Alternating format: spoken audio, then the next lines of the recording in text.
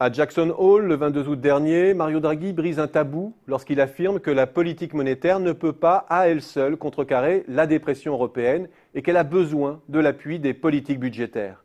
Il bouscule ainsi le confortable compromis dans lequel s'étaient installées les autorités européennes.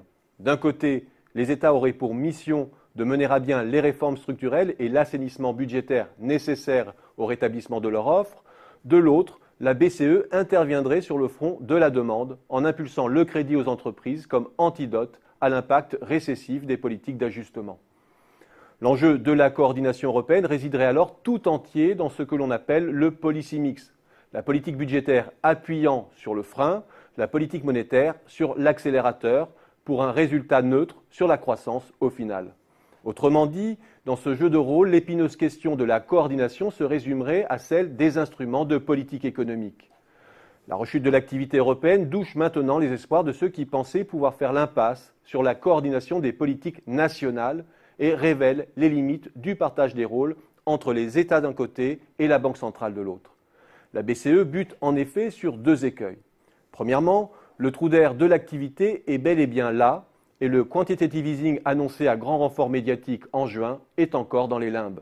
Le bilan de la BCE n'en porte toujours pas la trace, et lorsque l'on connaît les délais qui séparent les impulsions et leurs résultats tangibles sur l'économie réelle, l'inflexion politique de la BCE est arrivée bien tardivement. Deuxièmement, réanimer le crédit dans un contexte de retournement baissier des anticipations de demande est mission quasi impossible. La Banque du Japon s'y est essayée pendant des années sans succès par le passé. Or, tout porte à croire que la léthargie du crédit aux entreprises en Europe est due d'abord à la faiblesse des projets d'investissement et non l'inverse. Difficile de susciter dans ce contexte un changement de comportement des entreprises quand les carnets de commandes se dégarnissent.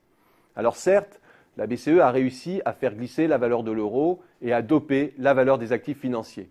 Mais il en faudrait bien plus pour inverser le cours des choses. Et alors même que l'Allemagne, la France et l'Italie, soit les 2/3 du PIB européen, flirtent avec la récession où ils sont déjà retombés. Mario Draghi en a pris acte logiquement. Les politiques budgétaires de la zone euro prélèvent encore plus d'un demi-point de PIB par an pour parvenir à leur objectif de consolidation. La rigueur peut sembler dosée, toutes choses égales par ailleurs, mais un demi-point lorsque la croissance est à zéro constitue une ponction extrêmement déstabilisante. Et pour qu'une partie de l'Europe maintienne son effort de consolidation, il n'existe aucune autre issue qu'un relâchement de la discipline allemande. La balle est clairement dans le camp allemand maintenant.